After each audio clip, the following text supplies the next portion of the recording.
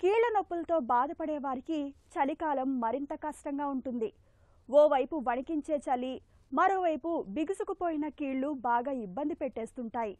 ఒక పట్టాన పైకి లేవలేకపోతుంటారు. కీళ్లు బిగుసుకుపోవడంతో ఉదయం పూట మంచం దిగడం కూడా కష్టంగా ఉంటుంది. అయితే సీజన్ మార్పులకు తగ్గట్టుగా జీవనశైలిని మార్చుకుని తగిన జాగ్రత్తలు తీసుకుంటే చలికాలంలో కీళ్ల నొప్పులను చాలా వరకు అదుపులో ఉంచుకోవచ్చు.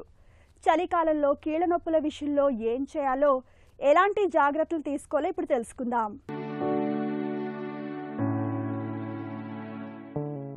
చలికాలంలో తీవ్రమైన చలి మూలంగా కీళ్లన్నీ బిర్రబిగుసుకుపోతుంటాయి. ఉదయాన్నే మంచంపై నుంచి దిగడం కూడా కష్టంగా ఉంటుంది. ఈ కీళ్ల కదలికలను కట్టిపడేసే ఈ సమస్య నుంచి ఉపశమనం కోసం శీతాకాలంలో కొన్ని ప్రత్యేక జాగ్రత్తలు తీసుకోవాలి. కొద్దిగా ఇసుకను బట్టలో తీసుకుని గోరువెచ్చగా వేడి చేసి కీళ్లపై నెమ్మదిగా మర్దన చేయండి.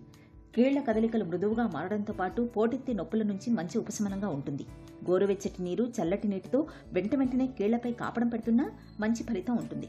రాత్రి పడుకున్నప్పుడు మోకీళ్ల చుట్టూ క్రేప్ బ్యాండేజ్ చుట్టడం, లేదా దిండును కానీ లేదా టర్కీ టవల్ని గుండ్రంగా చుట్టి మోకాళ్ల కింద పెట్టుకుని పడుకుంటే మంచిది. కీళ్ల నొప్పులు మరీ తీవ్రంగా ఉన్నప్పుడు నువ్వుల నూనెలో కొద్దిగా కర్పూరం వేసి ఆ తైలాన్ని కీళ్లపై నెమ్మదిగా మర్దన చేయండి. ఈ జాగ్రత్తలు శీతాకాలంలో కీళ్ల బాధల నుంచి మంచి ఉపశమనాన్ని అందిస్తాయి.